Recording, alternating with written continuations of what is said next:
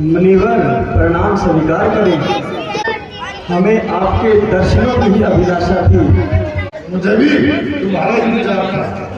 गुरुवर 10 वर्ष तो इन वनों में भ्रमण करते हुए ही बीत गए। आप जैसे महात्माओं के उपदेश सुनते रहे, लेकिन अब इरादा एक जगह विश्राम करने का है। इसलिए आप कोई ऐसा उचित स्थान बतलाइए जिससे हम आपके ही नजदीक रहें और आपके चरणों के दर्शन पाते रहें।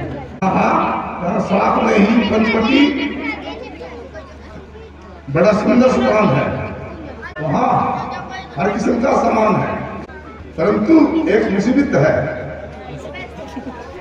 कुछ दिनों से रास्ते से लोग उधर जाने लगे हैं, जरा होशियार रहिए। गुरुवर, इस बात का हमें किंचित मात्र भी डर नहीं है।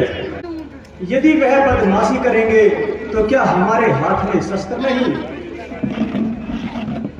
उनके लिए तो केवल हमारा एक तीर काफी है, बल्कि मेरी तो आवश्यकता ही नहीं पड़ेगी, केवल लक्ष्मण ही काफी है। तो शस्त्र देता हूँ, अपने साथ ले जाना, मगर सावधानी से चलाना।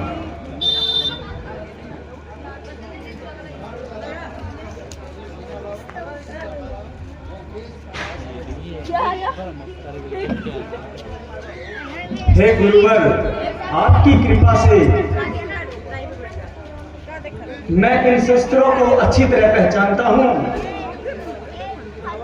और प्रत्येक को चलाने की विधि को भी खूब जानता हूं। आपका यह तोहफा हमारी जान के साथ रहेगा और आपकी आज्ञा के अनुसार इन्हें उपयोग करने में भी आसानी होगी। अच्छा गुरुदेव, अब हमें आज्ञा दीजिए। ठीक है बेटा।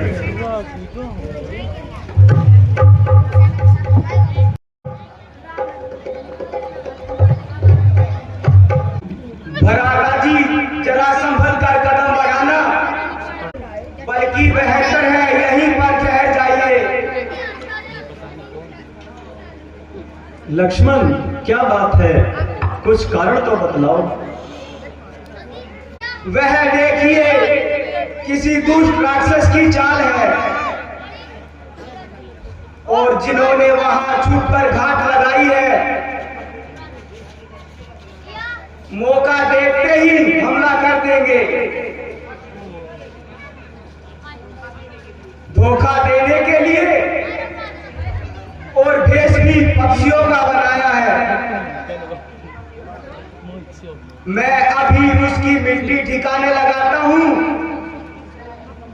और उसकी चालाकियों का मजा चखाता हूं। जल्दी का काम हमेशा शैतान का होता है, जिसके पीछे केवल पश्चाताप होता है। क्या मालूम कोई राक्षस है या कोई बेचारा थका हारा मुसाफिर है। मैं जाता हूं, उनका कुछ पता लाता हूं। हे महात्मन, आप कौन हैं और यहां बैठने का क्या तात्पर्य है? कृपया बतलाइए। मेरा नाम जटायु है। क्या रामचंद्र आपका ही नाम है? हाँ हाँ, मगर आपको मेरा नाम कैसे पता है? बेटा, तुम्हारे इधर आने की तो मैं लंबे समय से प्रतीक्षा कर रहा हूँ।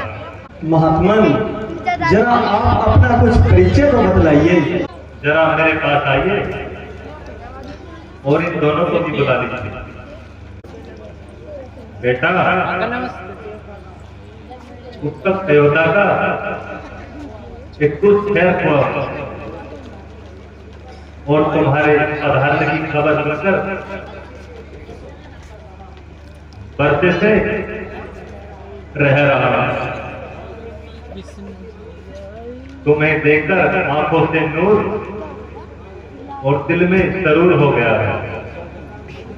मेरी सब थकान दूर हो गई है, क्योंकि तुम मेरे परम पितर राजा दशरथ की संतान हो। इसलिए तुम मेरे प्राणों से भी ज्यादा प्यारे हो। क्या कहा? पिताजी से आपका कब और कैसे संबंध है?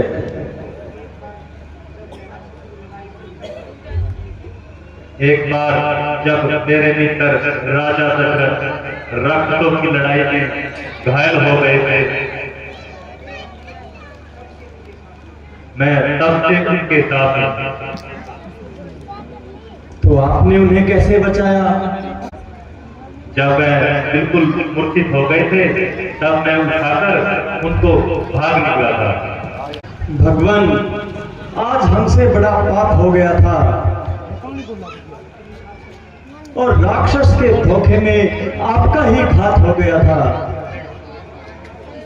2 मिनट में लक्ष्मण ने तो आपकी तरफ कदम बढ़ा ही दिया था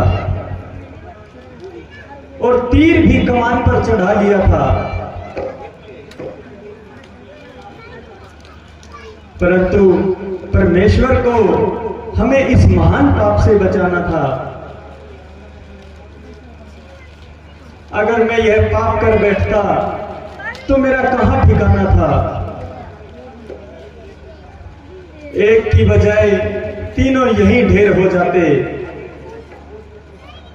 और एक मौत की गोद में सो जाता, और इस पाप का प्रायश्चित केवल अवश्य मौत ही है। परमात्मा का शुक्र है, सबके सब सलामत रहे।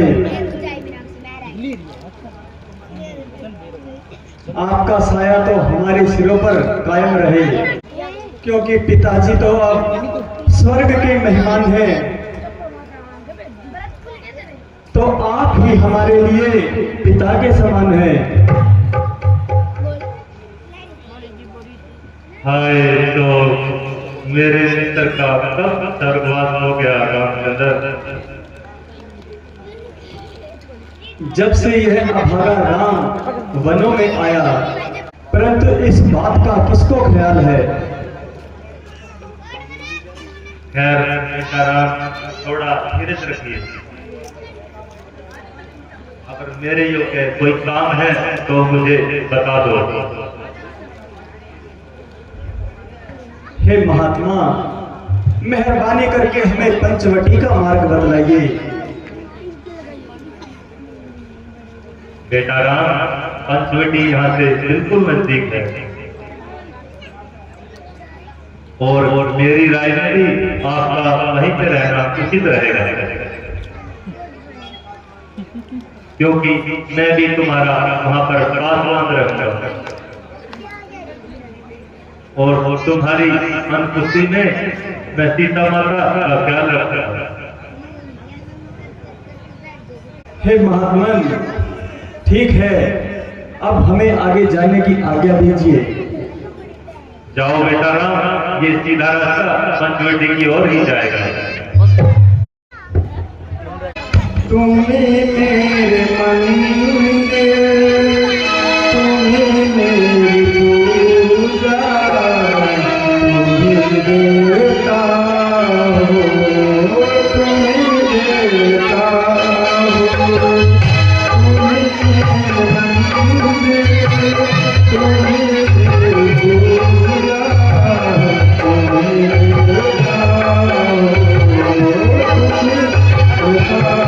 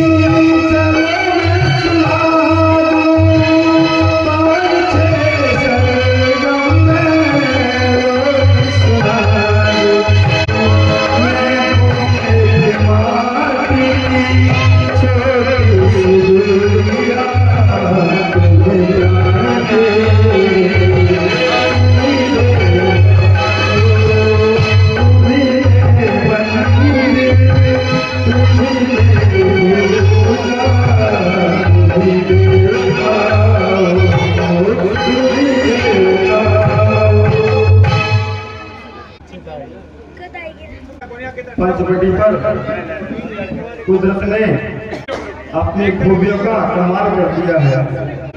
बेशक प्रिय गोदावरी के तो सुंदर और निर्मल जल ने इसे बिल्कुल ही बेमिसाल कर दिया है। भराकाश्री, मैं एक बात कहना चाहता हूँ। हीन भावना मुझे सदा अपने आप में लज्जित करती है और मैं जब भी सोचता हूँ मेरा हृदय भयभीत हो जाता है। मैंने भरत भैया पर ऐसे ही संदेह किया और मैं सदा आपके साथ रहता हूँ, फिर भी मेरा स्वभाव आपसे विपरीत क्यों है?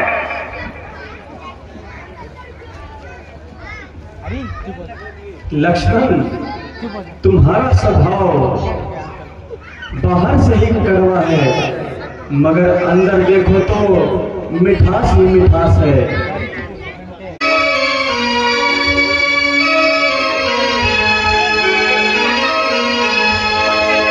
झिलमिल सितारों का आंगन होगा, रिम झिम बरसता सावन होगा।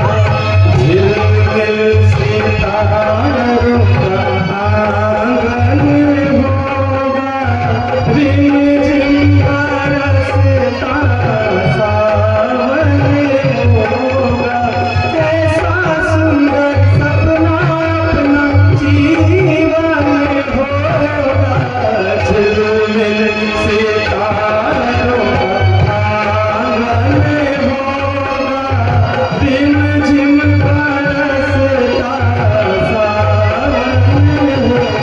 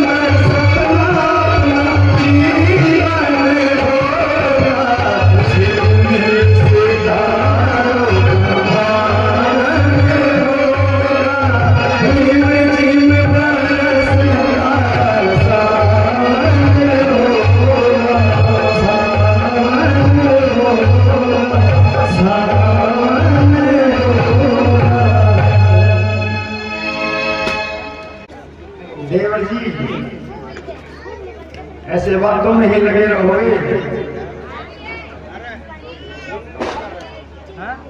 तो मैं अपनी रसोई कैसे बनाऊंगी? माता श्री, मैं भूल गया था, मैं अभी जंगल में जाता हूँ और लकड़ियां चुनकर लाता हूँ।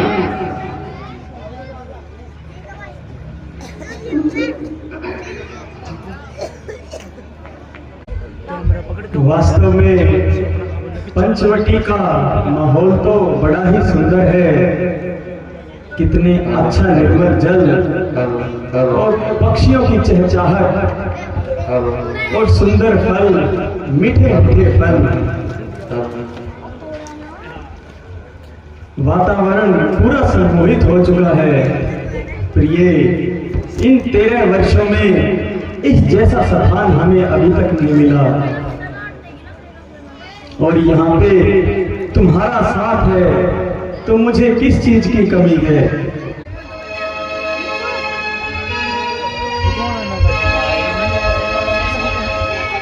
तेरा साथ है तो मुझे क्या कमी है। अंधेरों से भी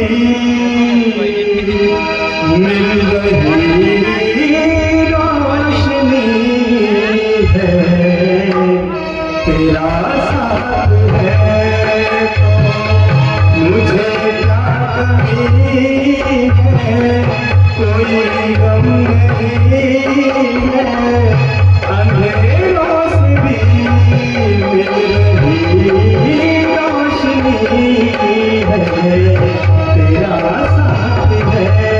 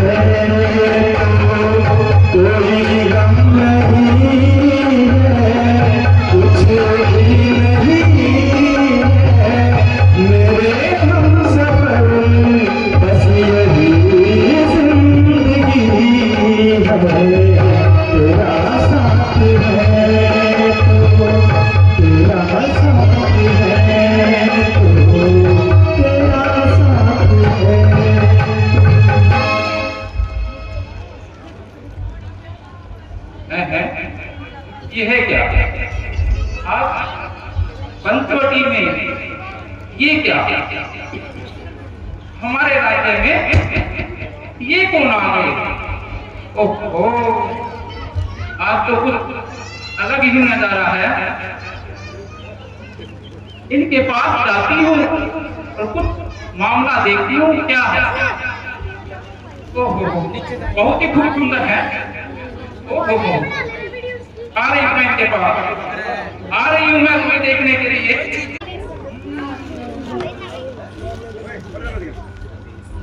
ओ, ये तो हमारे राज्य में कब्जा करे बैठे। अभी देखती हूँ तो।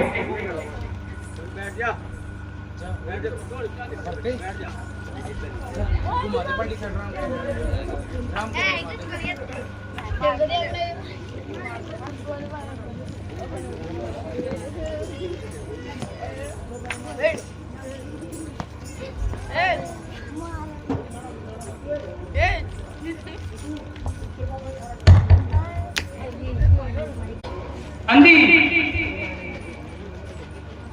आप कौन? कहो देवी, मैं आपकी क्या सहायता कर सकता हूँ?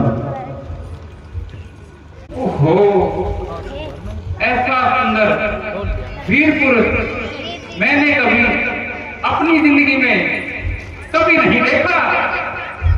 अभी आप कौन हैं?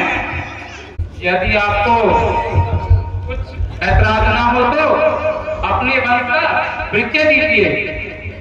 मैं दशरथ नंदन राम हूँ। देवी आप बतलाइए, आप यहाँ किस अभिलाषा से आई हो? यदि आप अनुचित न समझे तो आप भी अपना निवास स्थान बतलाइए।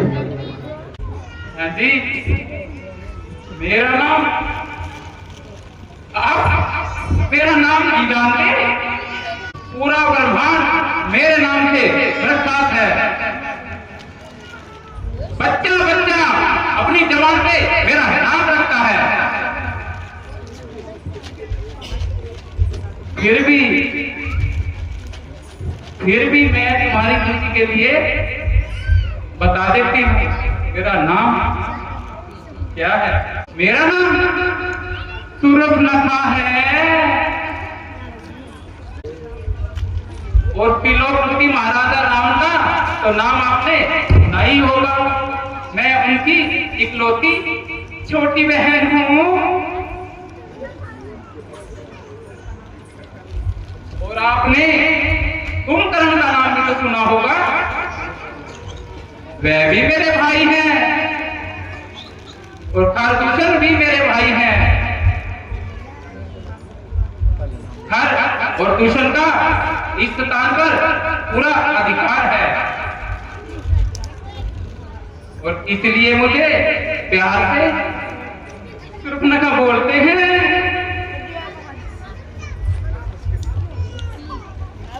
देवी, फिर आपने यहाँ किस लिए आने की तकलीफ की?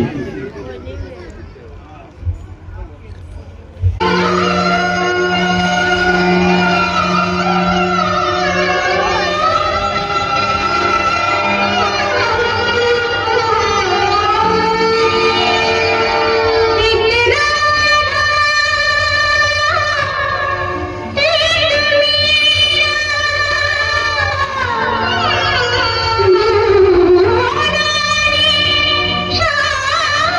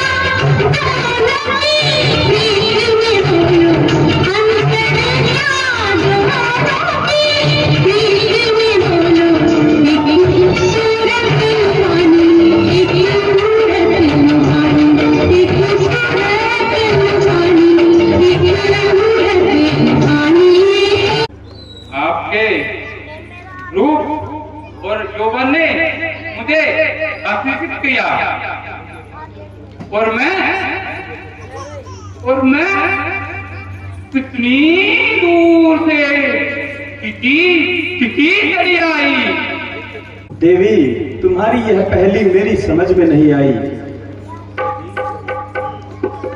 देखने में तो बड़े ही अक्लमंद मालूम होते हो, मगर वो पूरे खुदाई। अजी आप मेरे खाविंद और मैं आपकी लुगाई। अब तो समझे मेरे बाप की जमाई।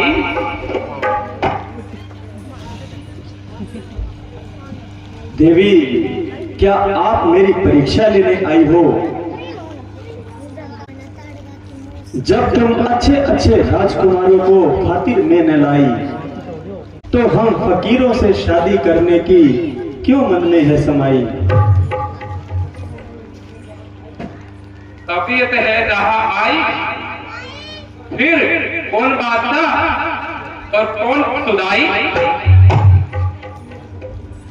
अफसोस है कि मैं आपकी यह अभिलाषा पूरी नहीं कर सकता। मैं विवाहित हूँ, मेरे साथ यह मेरी अर्धांगिनी सीता है। ओहो, एक तीर में दो बाण। भैया रसोई के लिए लकड़ियां ले आया हूँ। यह सवेला नौजवान कौन है जी? यह मेरा छोटा भाई लक्ष्मण है। अगर यह आपका प्रस्ताव मंजूर कर ले तो बड़ी खुशी की बात है। इसलिए आप उनके पास जाइए और उन पर अपने दिल की बात जाहिर कीजिए। इस वक्त तो वह अकेला है, शायद आपकी बात समझे। ठीक है जी, जैसे आप कहते हो वैसे ही करती हूँ। शायद इन्हीं पे मेरा सीधा चल जाए। इन्हीं के पास जाती हूँ।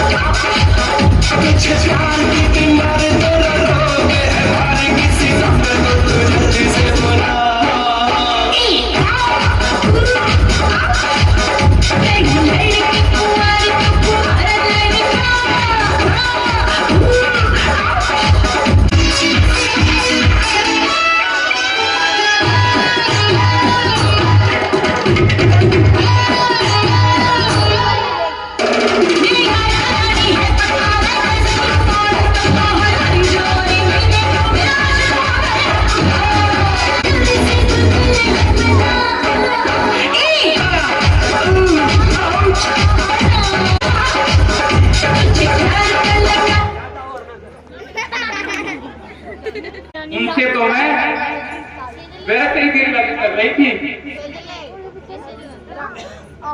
वास्तव में तो मैं आपका ही मोहब्बत का दम भरती हूँ।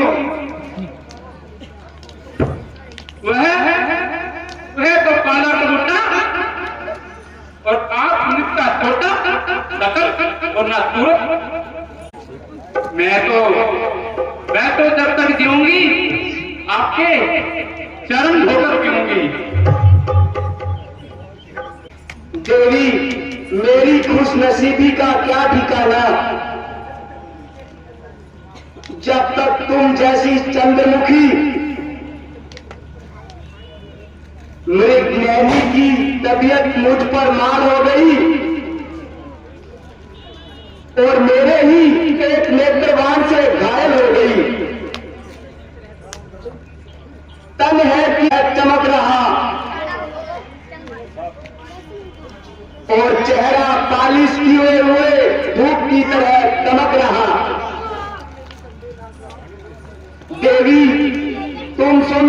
में निसंदेह लाजवाब हो। हाँ जी, तो फिर इस बात का इतराज है? क्योंकि मैं रामचंद्र जी का सेवक हूं, इसलिए मेरे साथ शादी करने में तुम्हारी हानि है। तो क्या आपकी तरफ से साफ इनकार है? हाँ हाँ देवी, आपकी और उनकी जोड़ी खूब जचेगी। वह तो कहते थे दूसरी शादी मेरे लिए हानिकारक है। देवी, मजाक की तो उनकी आदत है, अन्यथा दिल भी उनका सख्त बेताब है। अच्छा, तो उसी के पास जाती हूँ, शायद वहीं दाल कर जाए।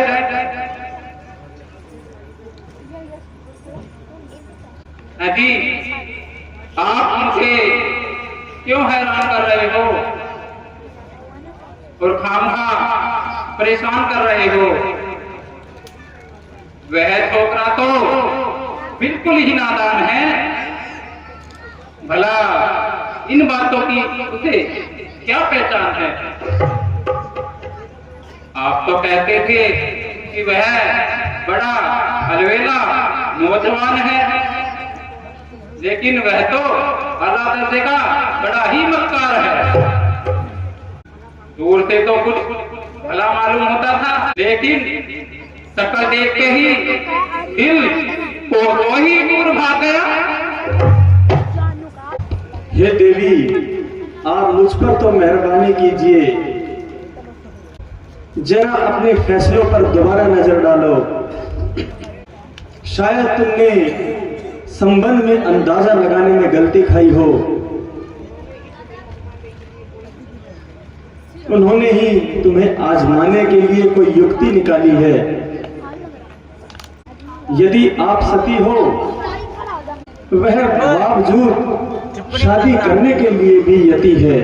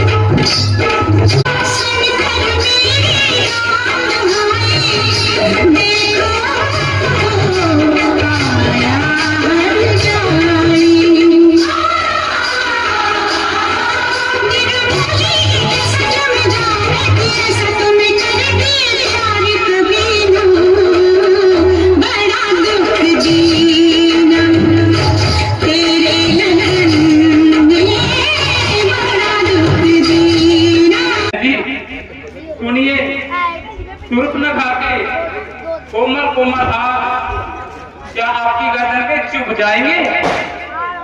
हे देवी, मैं एक बार कह चुका हूँ, मेरा विवाह हो चुका है। मेरी अर्धांगिनी सीता मेरे साथ है। हाथी हो चुकी तो क्या हुआ? राजे महाराजे तो अनेक विवाह कर सकते हैं। हाँ देवी, बहुत से राजा अनेक विवाह करते हैं, लेकिन इस राम ने अपने जीवन में एक प्रण ठाना है, मैं एक ही शादी करूंगा, इसके सिवा और कोई शादी नहीं करूंगा। और मैं फिर से कहता हूं कि तुम्हारी जोड़ी लक्ष्मण के साथ ही अच्छी बनेगी। तुम उसी के पास जाओ, वही तुम्हारी अभिलाषा पूरी करेंगे। एक जोड़ी तो आपके साथ ही अच्छी लगती है।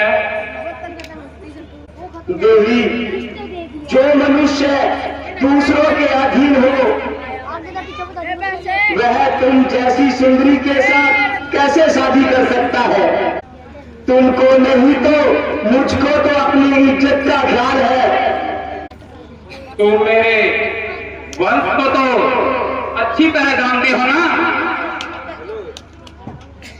हाँ हाँ देवी, अच्छी तरह जानता हूँ। तुम रावण और कुंभकर्ण की बदचलन बहन हो और इसलिए आवारागर्दी करती हुई फिर रही हो।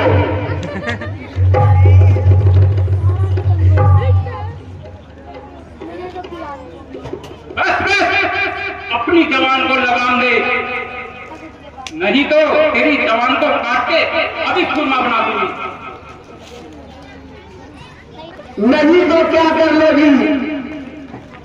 जाती जाती है या मृत्यु का मार्ग दिखाऊं?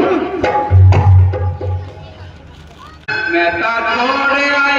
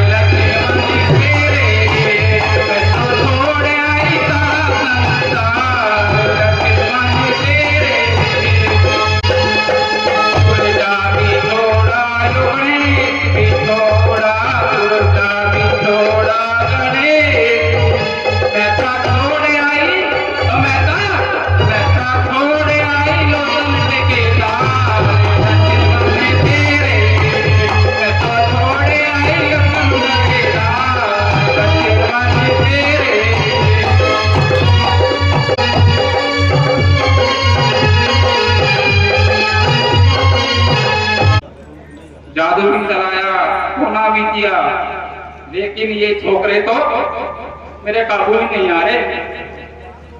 अब क्या किया जाए? अरे बंदी तो घर की रही ना घाट की। लक्ष्मण, इसकी रग रग में शराफत झलक रही है। ओहो, अब मालूम हुआ, जब तक हनी घोड़ी इसके बगल में बैठी है ना, मेरा काम संपूर्ण नहीं हो सकता। अभी जाती हूँ, पहले इसकी मिट्टी ठिकाने लगाती हूँ और फिर मैं इससे विवाह रचाती हूँ। हनी घोड़ी तुझे शर्म नहीं आई? थोड़ी चली आई?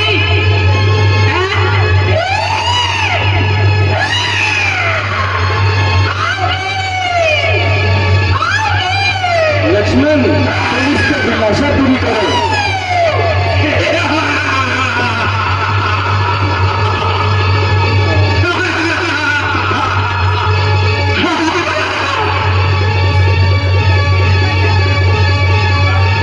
आओ देवी, श्रद्धा के फूल भी लेके जाओ। आया मेरा काम बन गया।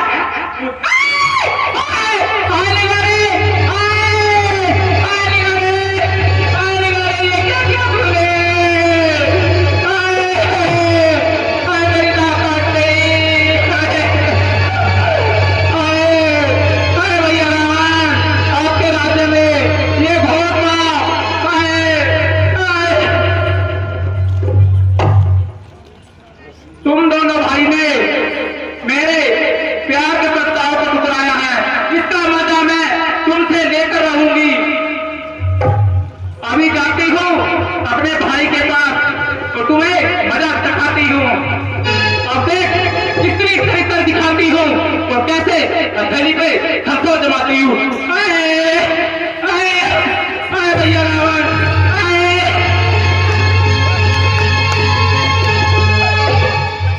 लक्ष्मण, शूर्पणखा बदला लेने अवश्य आएगी, हमें सचेत रहना चाहिए। इसलिए तुम सीता को यहां से ले जाओ, किसी सुरक्षित स्थान पर रखो। जैसी आज्ञा हो भैया।